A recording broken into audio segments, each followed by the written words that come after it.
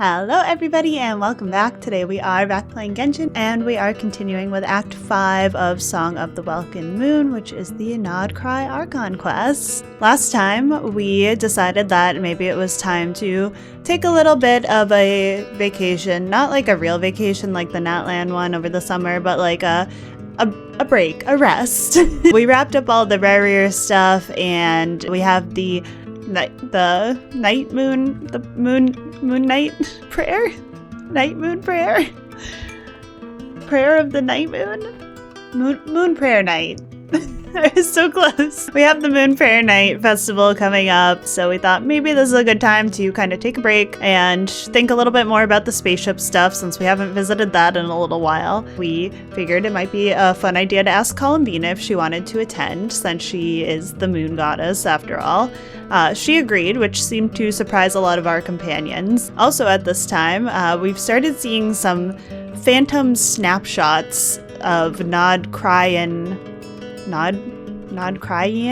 history pop up. They're these phantoms of people and monsters and objects from the past that have this kind of set replay that they're doing. We can't intervene in what happens during these. We can interact with them a little bit, but they are kind of on a set path. And one of those phantoms was our spaceship. That being said, we learned nothing about it other than that it is super secure, which doesn't really help too much.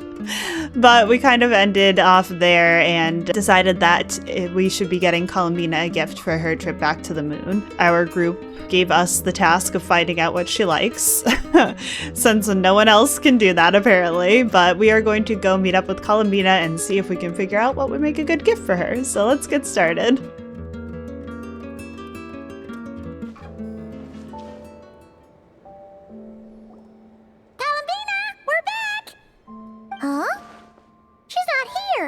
I can't sense her presence at all.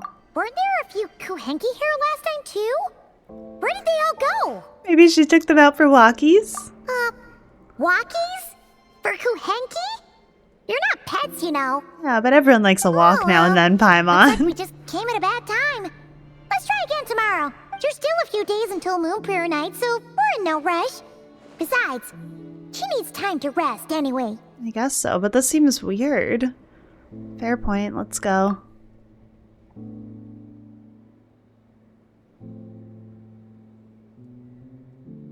Columbina! Are you back yet? Oh, how strange. Looks like she still isn't here. This is odd. Right? It's not like her to spend so much time outside. Especially since she's worried about attracting unwanted attention. By the looks of it, she hasn't been back all day. What about Luanatar? Luanatar, you there? Hey. Hey! Do you know where Columbina went? Sorry, didn't understand. But if you know where she is, could you take us to her? Sounds like an I don't know either to me. Yeah, that's even stranger. Paimon, look, the flowers. Yeah, they're a different color. What about 'em? Oh. That's not good news. I was gonna comment on that. I was hoping someone would mention They change it. color when Columbina gets weaker, right? And they look super pale right now. We've got to find Lauma. Good idea. She might know what's happening.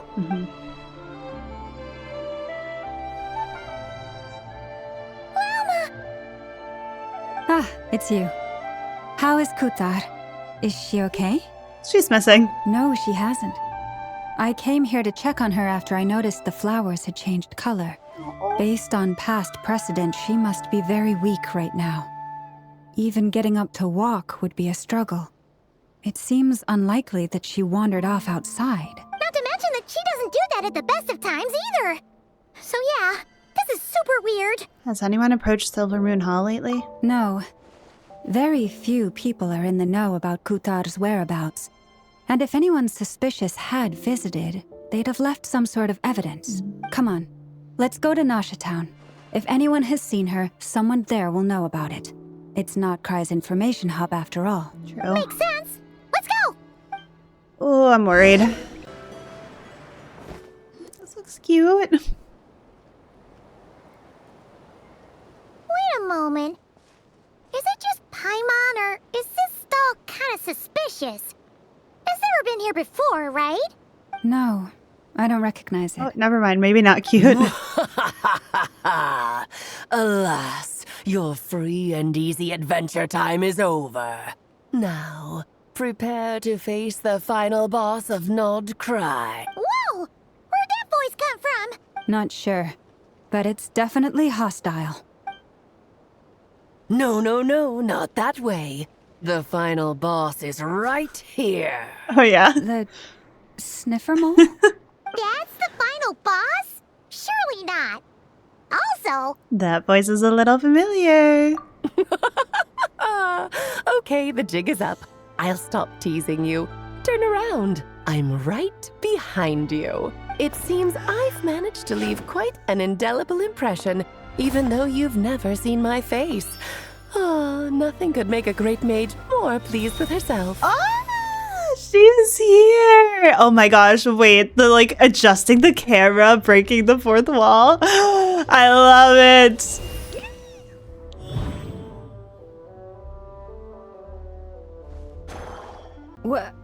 What is going on? Poor llama. I've heard that all the big shots in Teyvat have long, wordy titles that stun people speechless when they make their entrance.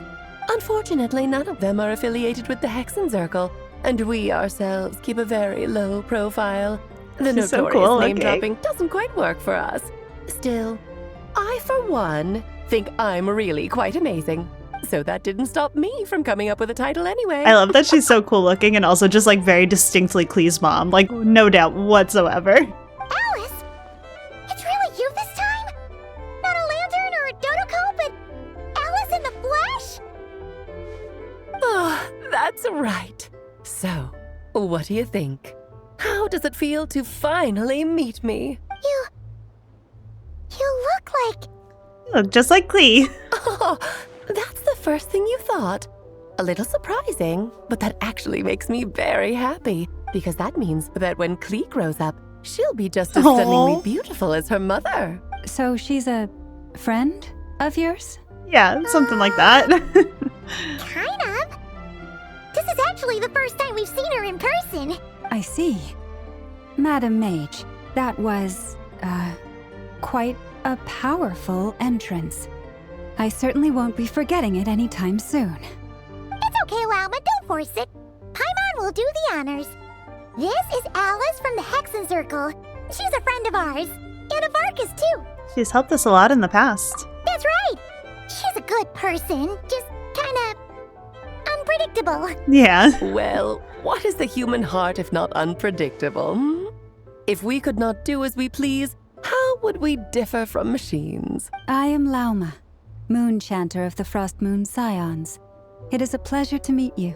Oh, I know. Before you got here, I spent a good, 15 minutes getting up to speed on Nocturne's present situation. In other words, I've read the whole in the last episode part, so we can skip the pleasantries. Fair enough. Well, Miss Alice, I can already tell that you have quite a unique personality. He'll get used to it. Paimon sure is. So anyway, what are you doing in Nocturne, Alice? Oh, I thought I told you already. This time, I'm the final boss. Oh. And what a formidable foe I shall be. Powerful, confident, decisive, and good luck finding my weak spot. You will never succeed. I'm gonna send a formal request for Jean to put you in solitary. Oh, drat. My one weakness, and you found it in an instant. Fate has been dealt a devastating blow. Thus falls the great Dodo King. Oh, Why are you playing along with this nonsense? For funsies, of course. What's wrong, Paimon? Are you disappointed in me? Am I a gigantic letdown? No, it's just... you seem like a busy lady. And this is the one time you've shown up in person. Paimon figured it would be for something more high stakes than just goofing around. You're quite right. I'm here in Krai because something big happened. Something big enough it caught the attention of the Hexenzirkel. It interesting. concerns the 3 moons, Teyvat's borders, and of course, the moon goddess you are currently searching for. Do you know where she is? Kind of. Why don't we discuss this over a pot of tea? What does kind My of main mean? reason for What kind of coming on this answer is trip to that? Teyvat was, of course, to have some fun. But I do technically have a job to do as well, namely maintaining the stability of Tevat's borders. I'll skip over the complicated parts, but to sum it up, abyssal energies are all that lie beyond Tevat's border. We'd find ourselves in a real pickle if they ever made it through, and the phantoms you've been seeing are a sign that the border has been disturbed. Okay. Ah, no wonder they tend to show up around Moon Prayer Night. Is it because the real moon is now so close to us that its power can cross the border? In part, but only a negligible amount passes through. Just enough to influence the verdant crests and so on. And as you've noticed, there has been an unprecedented number of phantoms appearing this year. The influence of the moon beyond the border cannot explain this. No. There is another far greater factor at play. The trilunar syzygy. A trilunar syzygy. Eons ago, before the heavenly principles came to Tevat, it was the then 3 moon goddesses who controlled the laws of this world. You're talking about life, death, and such, aren't you? Oh, that's exactly it. The 3 goddesses split these powers amongst themselves, promising never to consolidate them into one singular body. This was meant to keep the world stable. But, fast-forwarding to the present, the eternal moon's marrow is with you, while the iridescent moon's marrow, which should never have appeared in this world, has been retrieved. Add that to the presence of a moon goddess in the flesh and... the power of all 3 moons is gathered here in Nocturne. There hasn't been an event like this since the War of Funerary Flame, and it's having a noticeable effect on Tevat's borders. Why are you so concerned about said borders, if I might ask? Because I wish to give my darling daughter a peaceful, sunny environment to grow up in. Is that a good enough reason? I would say so.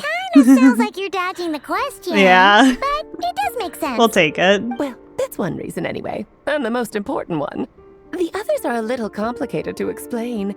For instance, cleaning up after dearest Miss R. Albedo could tell you more about that if you're curious. But right now, I have a more important question to ask you. Why are you collecting the moon marrows? Columbina wants to use their power to return home. I see. Nicole told me about that legend once. Nicole? You mean Meet Anne? Oh, so you remember. We heard her voice in Fontaine. Yes, of course. That was a story about fate, her area of expertise. But back to the story of our dear moon goddess. I'm afraid her intended method of returning to the moon is unlikely to work anymore. What does that mean? She may be missing, but she hasn't gone anywhere. She has disappeared. What?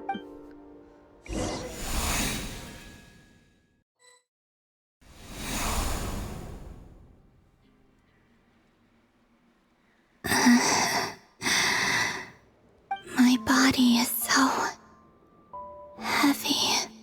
Wait, no. It's my mind that's heavy. My arms and legs are as light as a feather. What's happening to me? I feel drowsy, like I've been asleep for too long. Is it daytime or nighttime? Is the moon out? I think I'll go for a walk.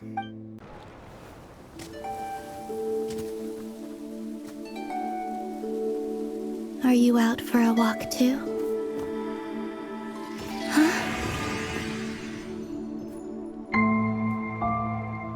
Oh no.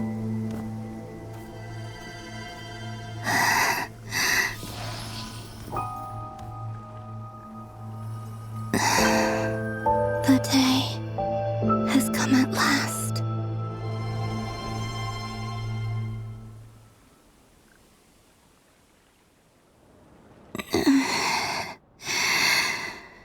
Have I grown so weak that I can't even sustain my physical form? But Moon Prayer Night is nearly here. I was so close to returning home. Death is near. Is this how it ends for me? Will I return to the moon after I disappear? Or...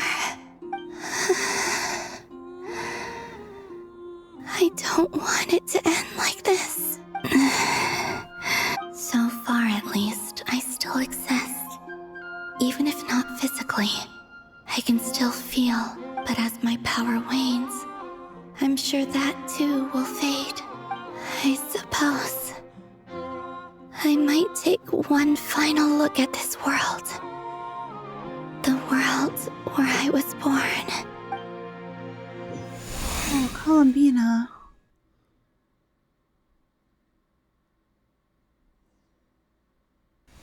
Oh dear. Come on, come on!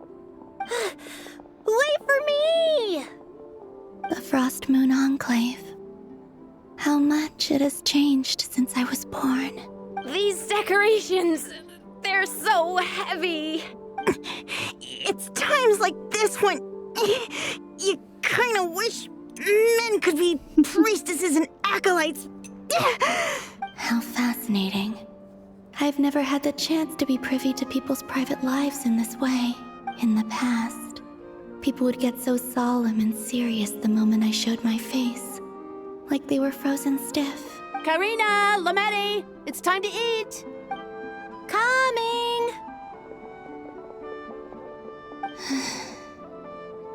I want to watch them a little longer.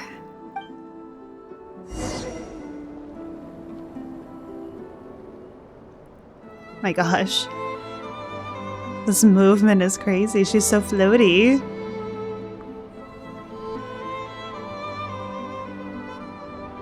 So just fill these balloons with air, right? Yep. Try a couple now to test things out. The rest can wait till Moon Prayer night. Think fast. Rita!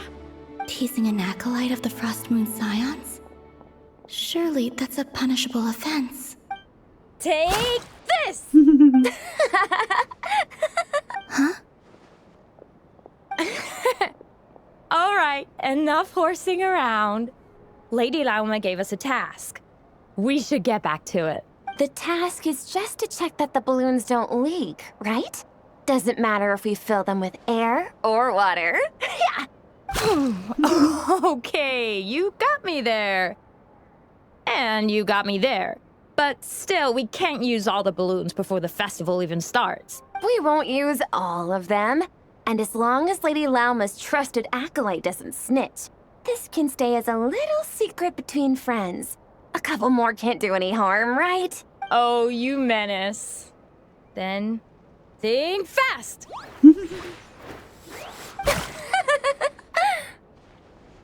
Is pumping a balloon full of water really so much fun?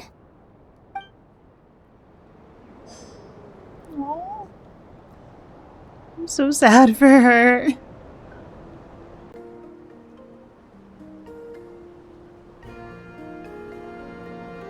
I'm sure you're both tired from playing all day. Come on, eat up. A plain, humble meal. That has always been the way of the Frost Moon Scions. Huh? How come Lametti got a midsummer berry dessert? Oh, I always get Lockaberry. I don't mind sharing.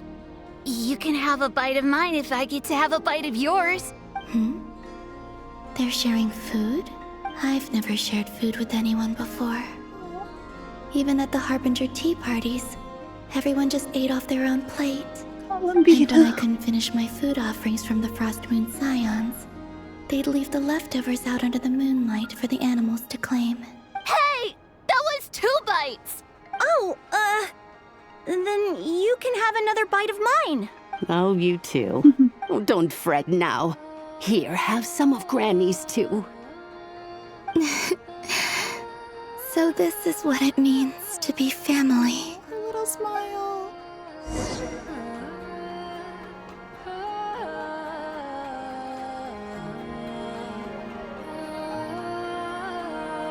I'm seeing so much that I'd never usually get to see.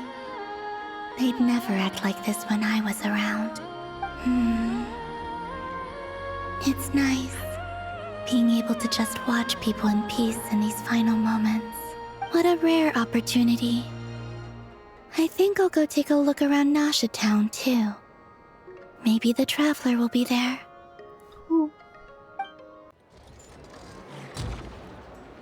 After the War of Funerary Flame, the Moon Goddesses were no longer recognized by Tevat. They lost the whole foundation for their existence. That's why the moon goddess's strength is fading. She cannot withstand the world's rejection of her. It's just like what Columnina said. The world itself is rejecting her. To be more pedantic about it, the moon goddesses did something to offend the heavenly principles, and that's why they were ousted. Something of a recurring theme in Tevat's history. Yeah, no kidding. Theoretically, speaking so candidly should put me in their crosshairs too, but they can't tell me what to do. I'll say whatever I want. Anywho, the moon marrow energies were but a drop in the bucket for her, and that battle against the Ray Hair of Solnari only weakened her further. Fortunately, it happened close enough to Moon Prayer Night when the Kuvaki concentration here is high. That's the only reason she managed to survive this long. What do you mean, fortunately? You said she disappeared. We're too late. Oh, what a headache. I thought this was all common knowledge. I guess I have some more explaining to do. Okay, buckle up. It's time for another lecture.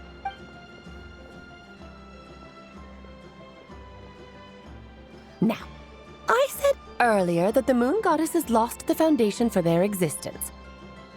The reason for that has to do with the natural order. Basically, the rationale for their existence in Tevat was lost. The same logic applies to the present moon goddess too. Consider her existence so far. Her comrades in the Fatui called her Damselette, and she was worshipped as Kutar by the Frost Moon Scions. But these connections have now been severed, whether by her hand or yours. So, the rationale that once sustained her existence is now gone. Wait, we did that to her? Oh, well, strictly speaking, yes. But let's not start pointing fingers, shall we? I'll only end up as the big bad villain, and that's not the kind of final boss I want to be. If you're making light of this, hopefully that means you have a plan. Of course I do. I'm only the greatest mage in the whole entire world. Now, if you wish to find your moon goddess, there are two problems we need to solve. Firstly, we'll need to strengthen the connection between her and Tevat, at least enough to sustain her until Moon Prayer Night. Strengthen her connection. But does that mean I'll have to rally all the Frost Moon faithful behind this? I'm afraid a bygone faith and a former home won't be of any help to her now.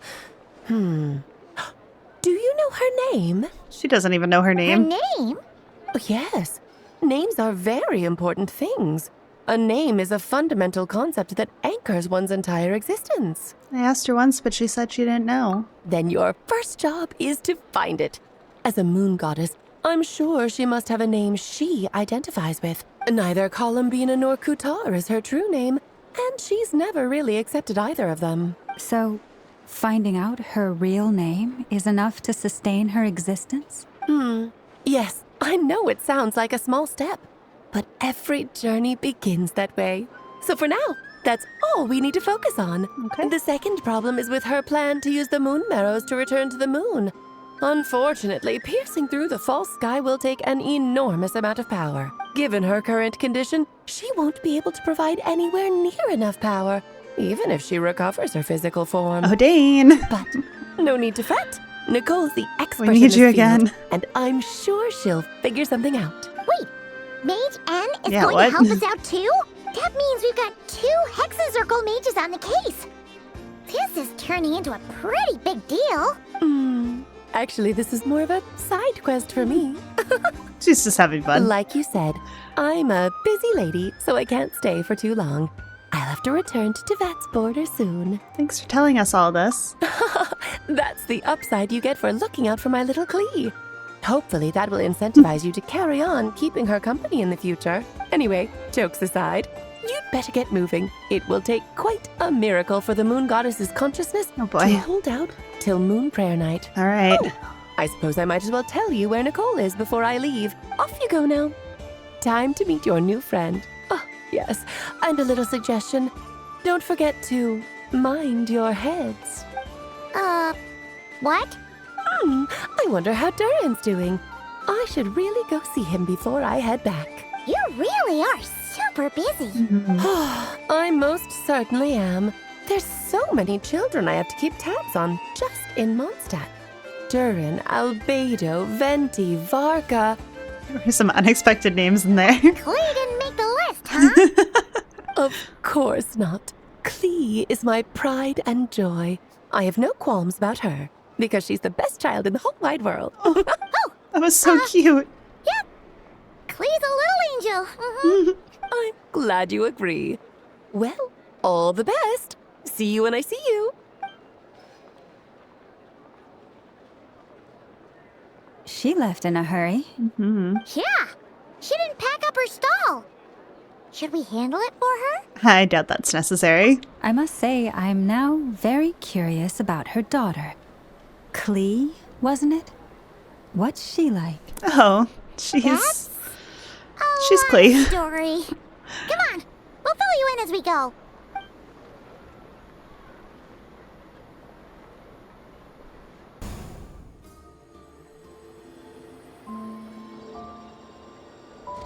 What a lively place. I've never experienced Nasha Town like this before. Hey, you old geezer! Your hammer's rusted through! Who are you calling old geezer? Are they quarreling? I'm looking right at him! You've really gone downhill since giving your daughter free rein in the workshop. Can you even swing a hammer anymore? It shouldn't take you days just to fix a single chair! You might as well use that hammer to massage my back for all the good it's doing. Don't run your mouth, or you'll get a back massage that'll put you in bed for the rest of your life. Look, the materials haven't arrived yet, all right? You know how busy it gets in the days before Moon Prayer Night. I'll bet you send all the materials to your little princess. Blood's always thicker than water, huh? All right, you've made your point, Uncle Koski. As soon as the materials arrive, fixing your chair will be the #1 priority. And Dad, if you've got time to chat, why don't you lend me a hand, See? Lolka knows what the score is. I guess they're friends. But the way they spoke to each other was so ugly. Then again, it wouldn't be the first time I've seen something like this. Columbia! I was gonna say. Sing outside my door in the middle of the night one more time, and I'll unscrew your vocal cords. You hear me? Oh, Zandrone. So that was her way of trying to be friends with me. What a pity. Sure it was. I won't get the chance to say any ugly things in reply. Hey, have you decided what to give her for Moon Prayer Night? I sure have. She's gonna get the surprise of her life when she's least expecting it. Then I'll whip out the ring and pop the question. The surprise of her life. What a fun turn of phrase. Cool, I get the picture. You can spare me the gushy details. Ooh, looks like we have a customer. Hello there, ma'am. Would you like some Moon Prayer Night candy? Huh? Is he talking to me? Can he see me? Here you go. Oh.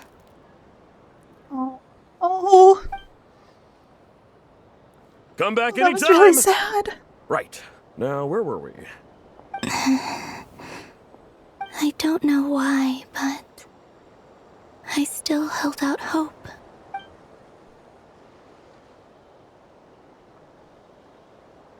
The most important thing right now is to find that mage. This name thing seems super important too, but where do we even start looking? I'd better go pay the Fatui a visit.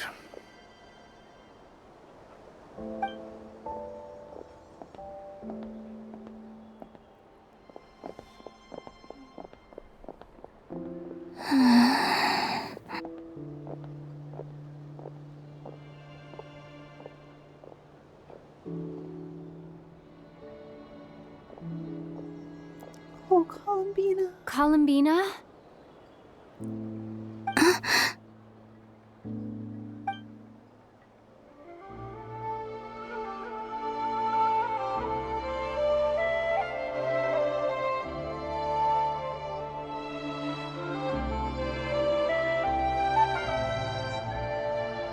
Traveler? Let's go! This is no time to be spacing out!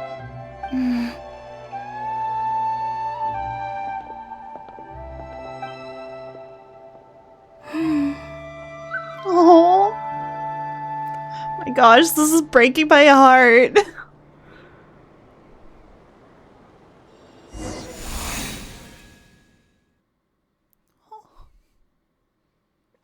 they going?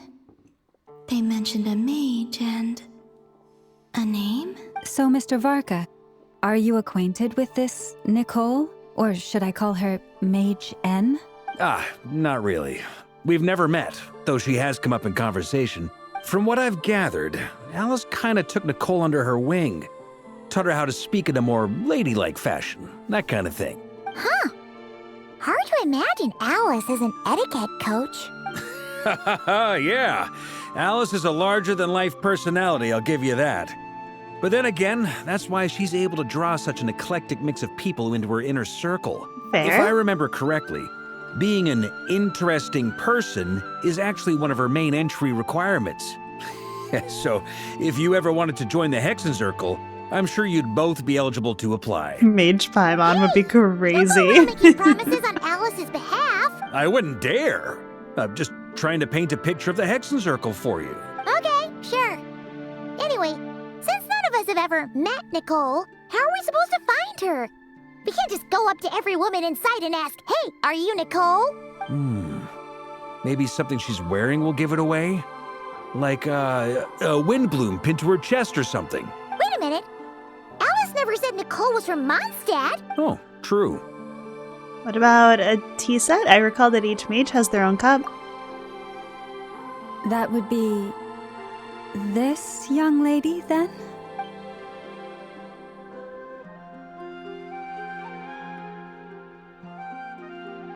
Hey there. Sorry to disturb you, but are you Miss Nicole? Varka, Knight of Boreas of the Knights of Favonius. Alice might have mentioned me before. Have we got the wrong person? Sorry. Well, this is awkward. When I shook my head, I meant, no, Alice hasn't mentioned you before. Huh? Where is this voice coming from? My apologies. For certain reasons, I am unable to speak. This is the only way I can communicate with you. It might take some getting used to, but I hope you can understand. Hey, it's fine.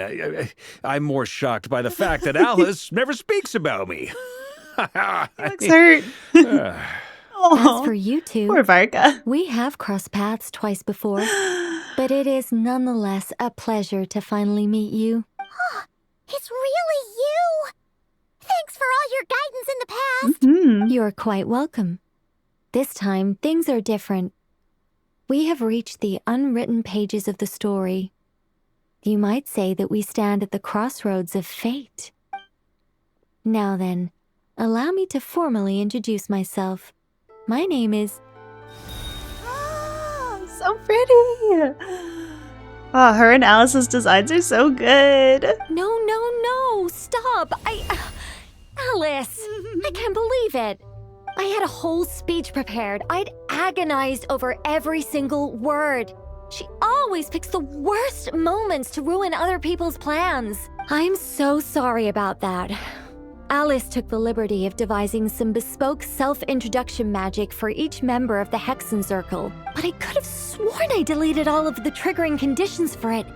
How did it bypass everything? Oh gosh, this is so embarrassing. This is a very different side of Nicole than what we're used to. Is she not used to face-to-face interactions? Don't worry about it. We've seen that introduction magic once already, so it wasn't too much of a shock. Please go on, Miss Nicole. We'd love to hear what you have to say, or, well, communicate. Huh? Are they talking to this lady? But... Oh, can she not hear? Will you all promise to forget that horrendously embarrassing introduction? Sorry? Embarrassing? When? Oh, he's good. Among the words that hopped out just now, I saw Angel. Yes. My name is Nicole, and I am one of a very few angels who Whoa. have retained both their preferred form and their power. The Traveler and Paimon should be no strangers to this concept. There is another of our kind in Natlan. They call her the Lord of the Night. All right. Paimon remembers her. But we've never seen her in person. Yes. Well, I have retained more of my power than she. It's because I don't have a long-term duty to fulfill. To be more specific, no. We'll be here all day if I get into the specifics. Moving on. If I'm not mistaken, you are here because you wish to learn how one might reach the moon beyond the sky. That's right. Is that something you can give us any guidance on? Yes, I do know a way. It began with the Hyperboreans, who lived after the War of Funerary Flame. Blank looks. Maybe I should start with the background of the war, or maybe not. It shouldn't be an issue. I'll fill in the gaps for you when we have more time. Anyway, after that war ended, the three moons retreated to beyond the false sky. The Hyperboreans were humans I once aided. They accepted the civilization and creations bestowed upon them by the angels. But despite accepting many blessings of the angels, many among them still held on to their faith in the moons. They were reluctant to accept the new order, even after the War of Funerary Flame. They sought to contact the moon goddesses beyond the sky and receive their guidance. But all three had passed away by that point. This mage has a unique method of communicating. Is she talking about the moons? Okay, so she can hear her. Yes, but they did not know. And so, still they prayed for the moon goddess's mercy. After building titanic structures that consumed vast amounts of Kuvaki, at last they glimpsed the moons and heard their voices. But of course, they were gravely disappointed. For it was then that they realized the three moon goddesses were dead. Oh, that's such a sad story. It is. Humanity was in a very sorry state at that time. The angels who had once aided them were gone, and the War of Funerary Flames had left them homeless and destitute. Just a second, I gotta ask. How relevant is all this history to the task at hand? Very relevant, Vargo, stop. Well, I mean, it's... Okay, it seems we've drifted into irrelevant narrative waters. It's been a while since I've had the chance to speak inside someone's head. As soon as I got started, I lost control and the words just flowed out like a waterfall. What I'm trying to say is... Right, yes, that's it.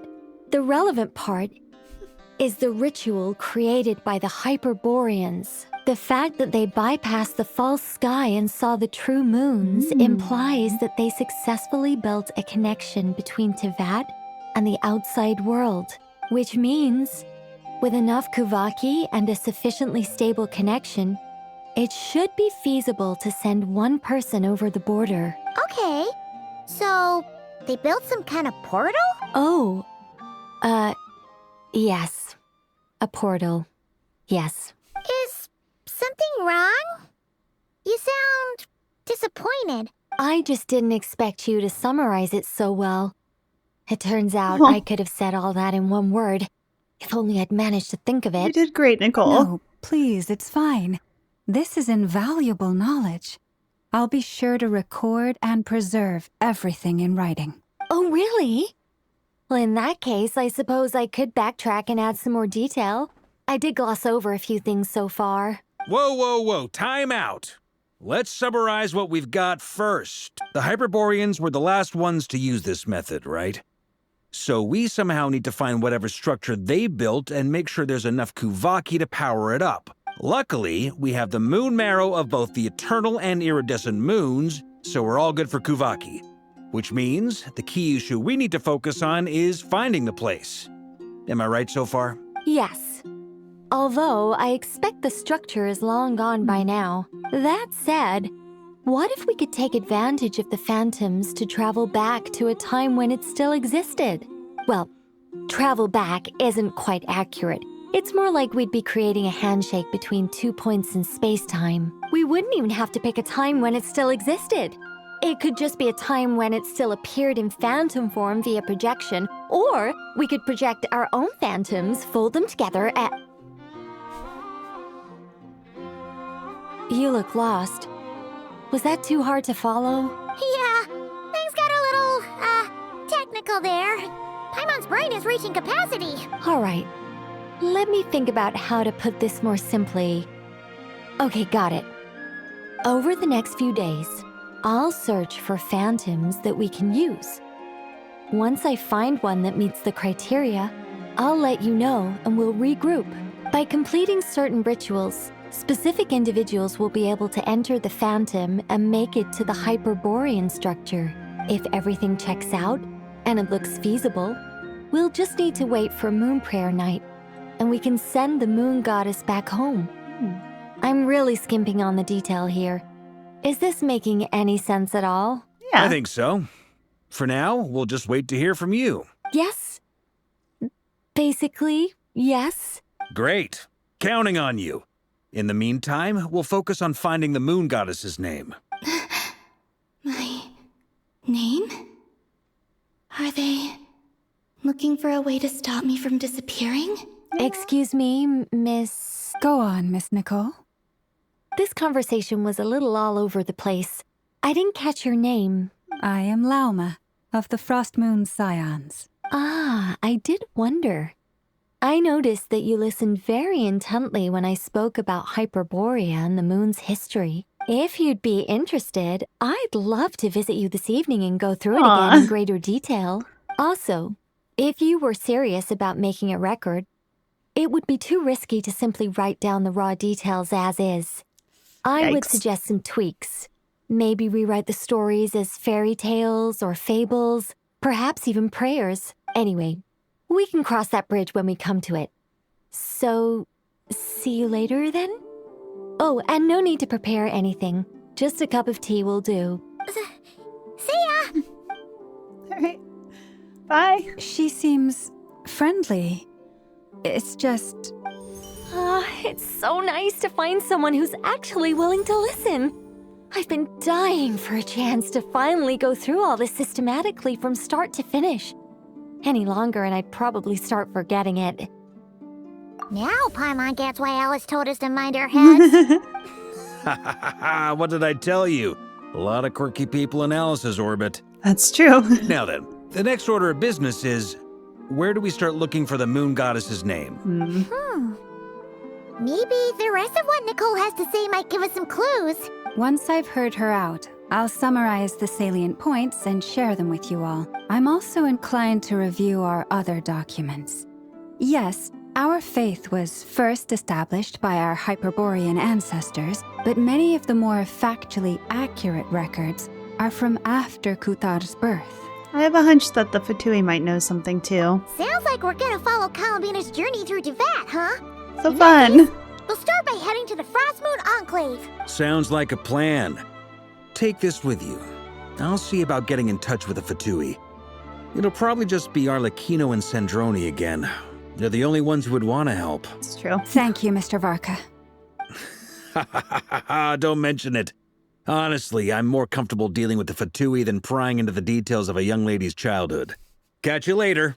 I should follow them, just in case there's some way that I can help.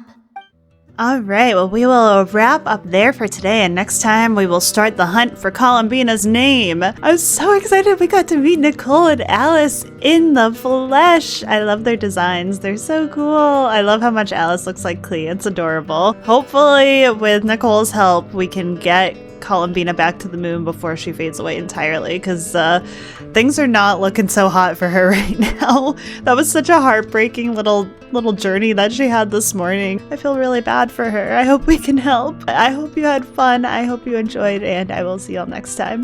Bye, everybody.